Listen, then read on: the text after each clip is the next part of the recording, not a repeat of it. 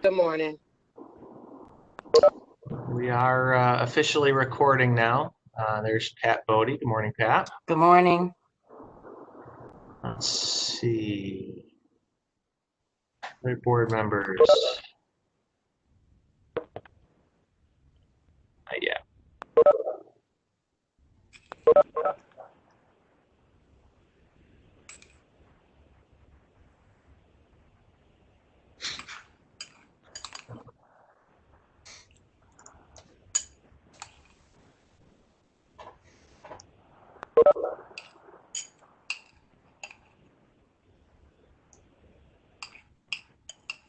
Obviously, Chuck's here. Larry's here. So, yeah, I think we're good, right? Calvin, we're not expecting. So, okay, good morning, everyone. I'm going to go ahead and call the meeting to order. I will note that in our packets we have the June 25th, 2020 minutes, and I will entertain a motion to approve them. So move. Second. Any further discussion? All in favor? Aye. Aye. Opposed? Carried. Okay, next up we have a report from the secretary. Good morning, Joe. Yes, good morning, everyone. We have a piece of correspondence from Ashley McGraw. It's with your packet. It's relative to their concerns over the Grant Middle School project. And it just came in, so I think we need to give time for the program manager to evaluate it and maybe report back at the next meeting. And that completes my report. That sounds good. Chris, that makes sense to you? Yes, I'm aware of it and need a discussion. Okay, good. All right. Well, Chris, we'll stick with you for a report from the program manager, and I will try to bring up the monthly report so those that are on the call can view it. But you can go ahead and get started. Fair enough. Good morning, everyone. Morning. So, walk through a little bit in terms of starting in the upper left-hand corner of the report under the project bids and procurement. Just moving forward at Clarion Elms, district is just completing pulling contents out of there, and the contractor's mobilized over there and going to get moving forward with demo, which is good. The Fowler Gym floor replacement, we put that to bid. We received pricing for that. We're in the process of procuring a contract for that, and then depending on how quickly we get moving, we will start working on the floor. The only concern I would note there is that likely that we're not going to have the floor completely replaced and functional for 9/8. It'll probably be closer to mid-September before that is replaced. And folks know that, just bringing it up. Under the Danforth, we have mobilized over there, started to get into some work over there. The Lodges site package, we executed a contract there, and work is underway to do parking lot replacement, select sidewalk replacement, progressing well there. Under corporate FF&E, we're putting a bid package out for this. Includes library furniture, tables, chairs, book stacks, and some computer tables. So that will be out to bid here and competitively bid. Corporate or a Fowler concession storage building. We'll have a contract with the designer in place, the packaging, the documents, and getting ready to put that to bid. That's not just to highlight there, it won't be completed for this fall. Still, obviously, start date will be subject to when we receive bids and make an award. Corporate site package, putting that together. Currently, anticipate bidding that in the fourth quarter of first quarter of 2021 to set us up for doing work in spring, summer of 2021. And again, site improvements, parking lots, and site work that we had originally intended to move forward with, but had decided to create a separate package for that once we advance some other work. Any questions on projects, bidding, procurement components? Okay. No. Underneath project financing and approvals, don't have anything to report here. We have our funding in place, so that we can move forward with everything, which is great. Good accomplishment there. Under design status, we continue to, as projects are winding down and we start to evaluate funding and understanding where our budget reconciling budgets, we've identified additional work scopes for Henniger, Nottingham, and Corcoran. Some of these scopes were alternates when we bid the projects originally. They were identified as high priority items. And some of those, we're going to revisit those as we move forward.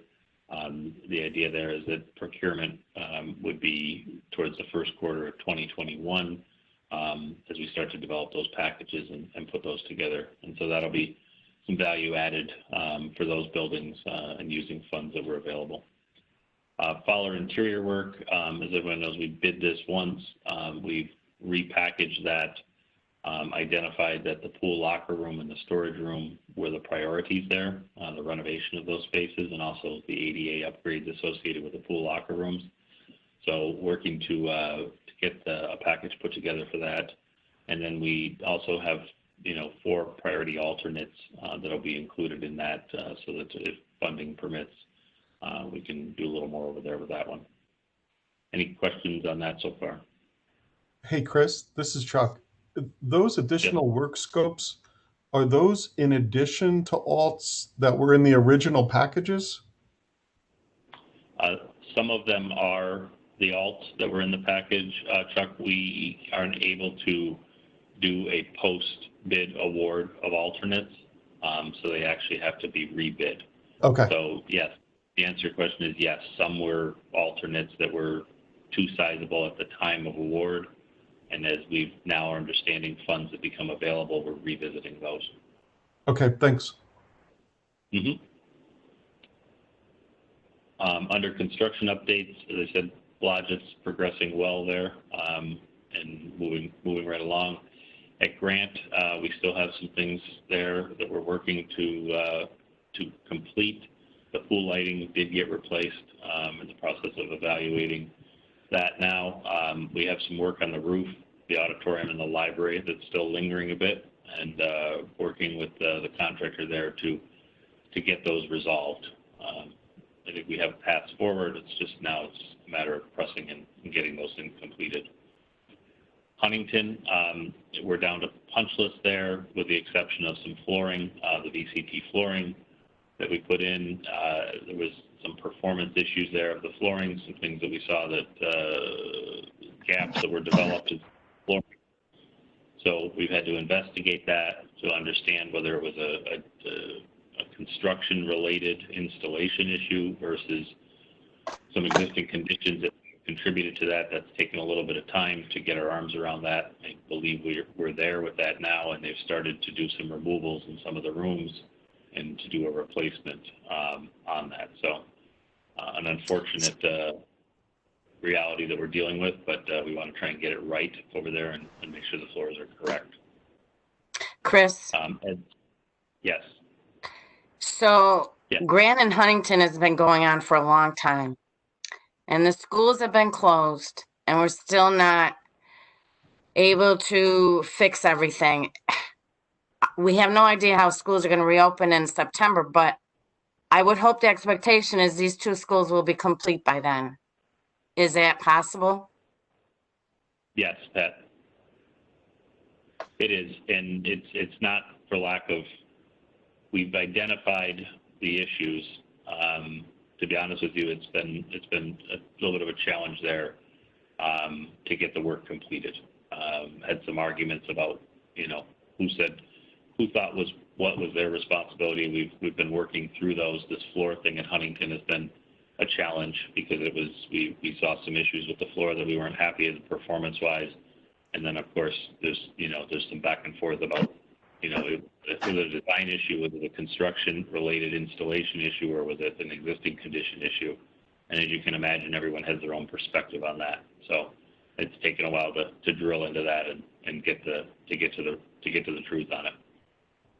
But yes, the intention is to get those completed and get them closed out, because our plan is to get final cost reports assembled for those buildings this fall. Did I answer your question? It did. I'm skeptical, but it did. Thank you. I'm with you, Understood, Pat, on that. understood, and rightfully so. It's been a long road over there. For both schools. It's been two Correct. buildings. Correct. Yes. Chris, this is Larry. Along Yes, Larry. the same lines, are we having any similar issues with any other schools that related to conflict of what is whose job is what, or is it only at those particular sites? We have, the answer is yes. Probably in some capacity at every building, we go through these discussions about whether it was the fundamental fork is always, is it a design issue or a construction issue? Meaning, was there something there that we didn't, that needs to be enhanced, that needs to be clarified from a design side, or is it a construction issue in terms of the installation? So we always have to kind of separate those. So that's ongoing. And when you get to the end of the job, inevitably and perpetually, closeout is the most difficult part of the job, without any question, because you're down to the end, and you're down to trying to get the I's dotted, the T's crossed in terms of finishing the punch list and completing. And there's a lot of dialogue that happens. It's inherently a challenging part of the job to get through it, and it's a lot of dialogue, frankly, at that point, to try and go back and have those conversations and establish the facts so that we can then move forward. So I'm not sure I answered your question completely, but does it exist at other buildings? Sure, Yeah. in varying amounts. Yeah, so no, you did answer the question. So basically what I'm hearing you saying is it's not uncommon. As a matter of fact, it may be quite common. But I mean, generally, does that result in a project being prolonged because of those issues? Yes, because basically still meet the timelines. Yeah, we obviously we want to make sure that it's corrected properly, or that it's equitably settled. If that's the case, we want to make sure that that's equitable for JSCB, and sometimes those discussions get prolonged, no question about it.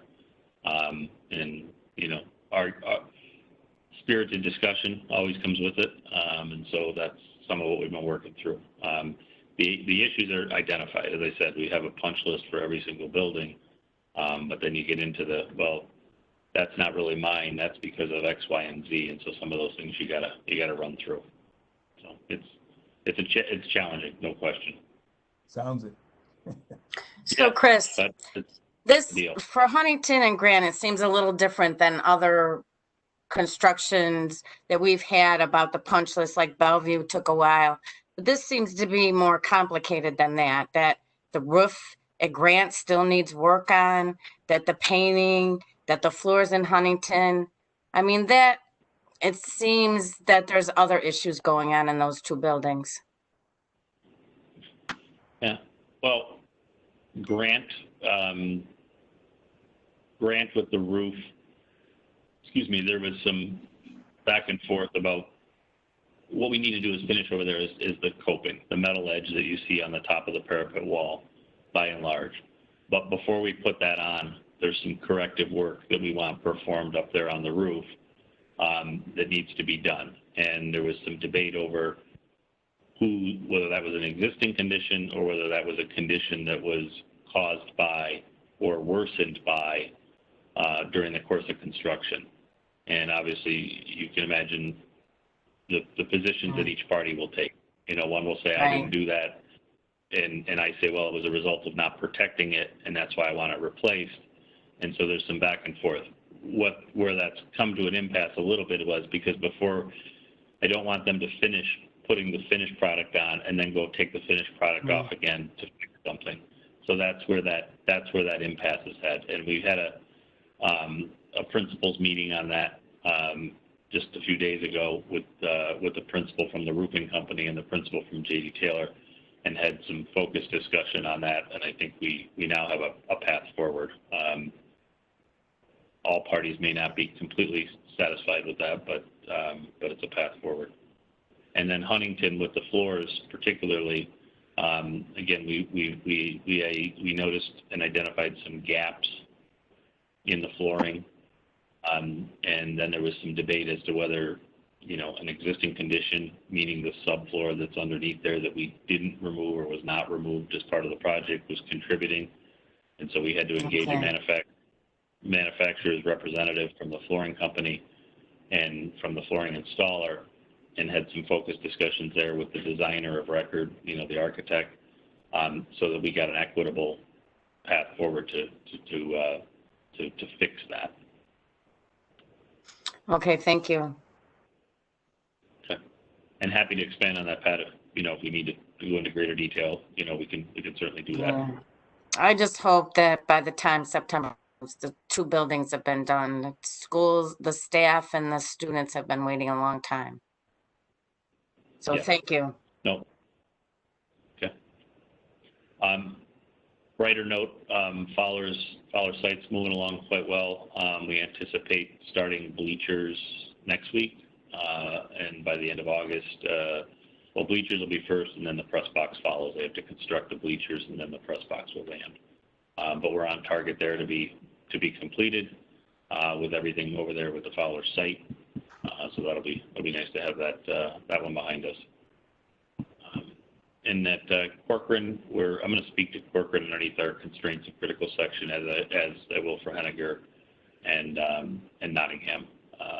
And we spoke about Clary and Danforth, that we've started work over there on both of those, and those are both unoccupied buildings, just so everybody understands that. So it's be moving forward.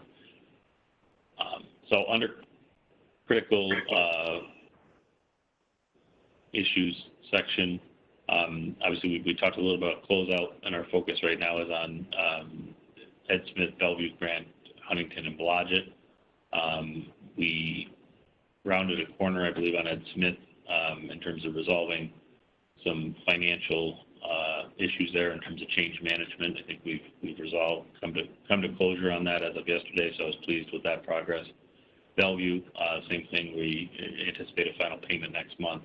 Grant, Huntington, and Blodgett, as I said, those are our focus points right now for working through punch list, and then working through, you know, equitable changes and resolution on a financial side to those. And then I just jumped down to the bottom there under listed below are the areas of focus. So I wanted to talk about these today. When we were here last month, I know there was a lot of questions about, you know, we don't want to live through what we lived through last year, and we want to obviously try and improve upon that, and that's been our focus for quite a while. But there are some areas that we're watching, and these aren't red alerts. These aren't things that I'm pressing the red button yet on, but these are things that we've identified. I mean, in Nottingham, we encountered a fair amount of additional hazardous material abatement in the library, the TV studio, and the lobby.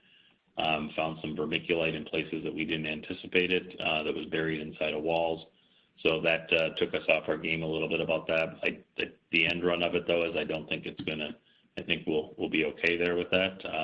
You know, we've amplified efforts on that and been doing the abatement, but nonetheless, it was one we didn't see coming on that one. We dealt with it. Henniger, we've got a temporary locker room that we're well into to create that space for the fall. We had to take the other locker rooms offline, so we're creating a temporary space. Just want to make sure that we get everything completed there in terms of all the life safety, the signage, the lighting, and everything to make that so it's in a state that can be occupied. Again, we're moving well in that direction, just an area that we're keeping eyes on. Restoration of work on the corridor walls and the installation of the new ceilings in the academic wing. We have a lot of work that we're doing in the corridors to extend the walls up on the perimeters. We often get into some existing conditions that we have to then kind of figure out on the fly how to deal with some stuff, some of the nuances that we find above the ceilings. But we obviously the piece there is to get the ceilings back in, get the lighting back in place, and restore those corridors. So at Corcoran, we've got a fair amount of new flooring installations in the B wing and in the classrooms and in the corridors. A little bit of a sequence there that we've got to work through in terms of doing the classrooms, so that we can then move the furniture from the corridors into the classrooms and then move our way back into corridors.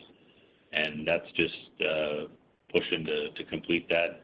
Flooring seems to be something that is always a challenge in terms of having the right number of people at the right time to be able to get there. We have the materials. It's not the issue. It's just there's just a coordinated and concerted effort on that. So something we're focused on.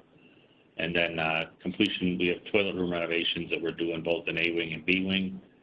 Probably the B wing is of more focus than A wing because we're doing some. We want to have the toilet rooms, and we're not talking about the large multi-use toilet rooms here. There's a lot of smaller, singular 1 or 2 stall toilets in the B wing, and we've got some tile work in there, some flooring work in there, and so just focus to make sure, obviously, we get those back in place and functional, given all the concerns about the ability to have the hand washing stations.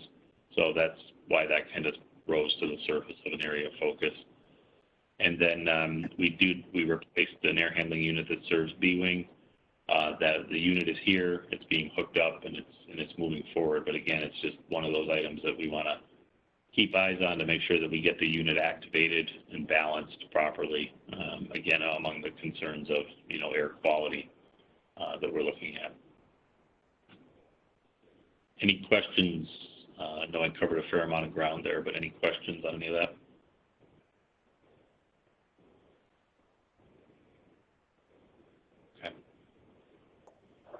Okay, well, that's what I had for this morning. Thank you. Okay, thanks, Chris. A lot going on. There is a lot going on, no question. And we will inevitably have our code reds. They come every year. So just bear with us on it, and I think we're going to roll out a series of meetings with staff. Sorry, not staff, with building administrators and custodial staff, and just to we've got a plan on it for a while. I think this is the time of year when everybody gets nervous, everybody gets in, rightfully so. And this year, we added pressures in the district that we're not looking. So we're going to regroup next week with some of those plans. Everyone's expecting to find that we are going. I just hope that that they have taken advantage that the building had been closed since March 17, and that we're not going to be that far behind for September. Whatever the decision is, whether we're going to be in person, virtual, or hybrid, that that our kids will come in and enjoy the new facilities.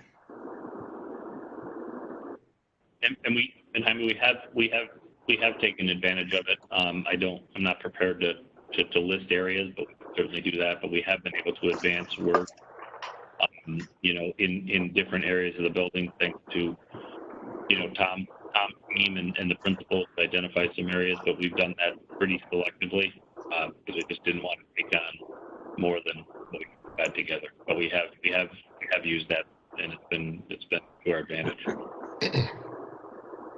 Thank you. Okay, great. Thanks again, Chris. We are now going to move on to our financial statements, and we'll turn it over, I assume, to Donna. I'll try to share them here.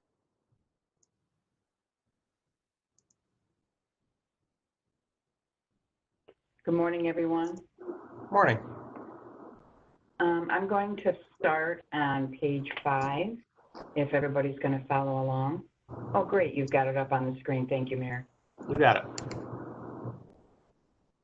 Okay, we're going to start right on our first page, which is the statement of net position. You'll notice that both in phase 1 and phase 2 cash, we have a total of $149.5 million. And compared to the April statement, the cash did decrease by $22.8 million due to vendor payments of $3.3 million, and we had debt service payments of $19.5 million in the month of May. So also included in the assets is the total capital assets of $223 million, and that represents all activity up to 6/30/19. That will be updated in the upcoming months for the end of the fiscal year for 2020. Also, the total liabilities at the close of May is $348.4 million, and that includes bonds payable for both Phase 1 and Phase 2 debt. Also, at the end of May, the unaudited total net position is $24.2 million.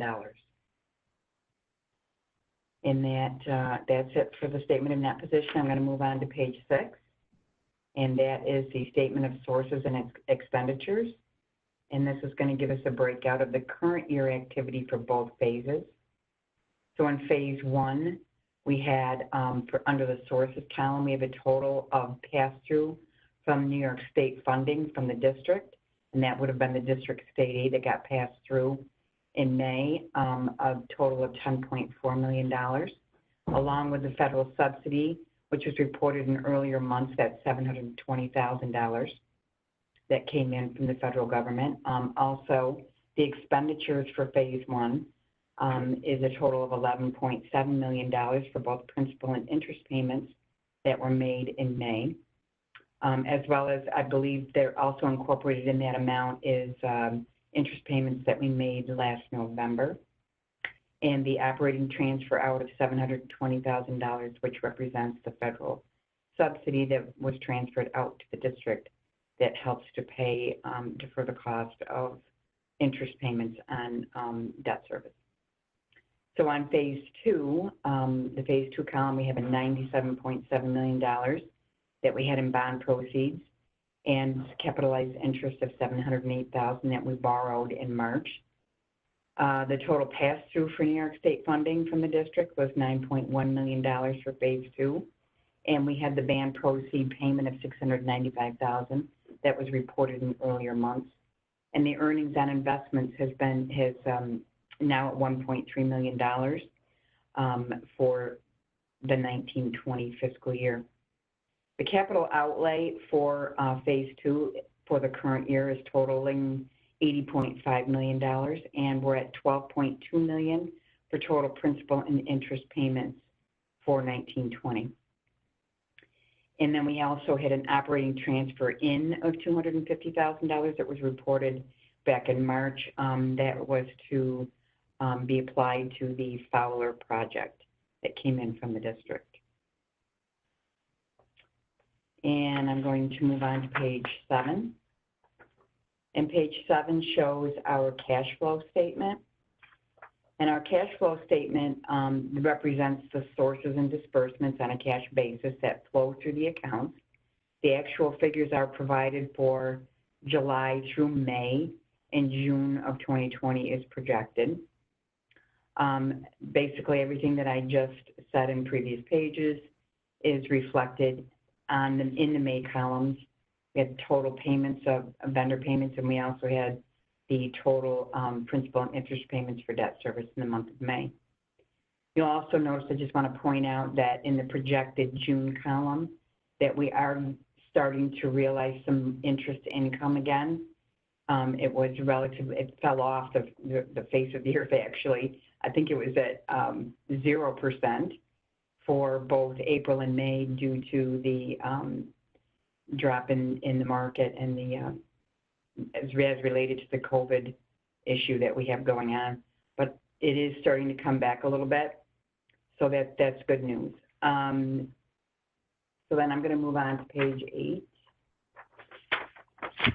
And page 8 shows our revenue and inception to date for both Phase 1 and Phase 2.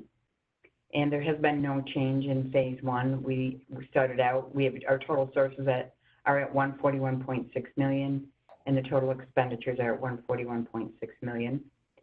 And on Phase 2, our total sources is $292 million, and our total outlay expenditures is $149 million. And that concludes my report. Are there any questions? No? Okay, thank you. Great, thanks, Donna. Mm-hmm. All right, moving right along, we now have a number of resolutions to go through, so I'm going to turn it back over to Joe to walk us through them. Yes, we just have payment resolutions today, starting with resolution number 53, which would be the monthly payment to Landon and Ryan. Have a motion? So moved. Second. Any further discussion? All in favor? Aye. Aye.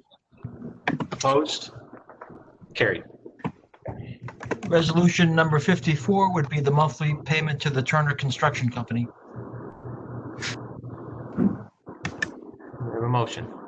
So moved. Jaime, I saw your second, even though you're on mute, so you still get credit for it. No. Any further discussion? All in favor? Aye. Aye. Opposed? Carried. Resolution number 55 would be the payments to the various Tranche 1 contractors.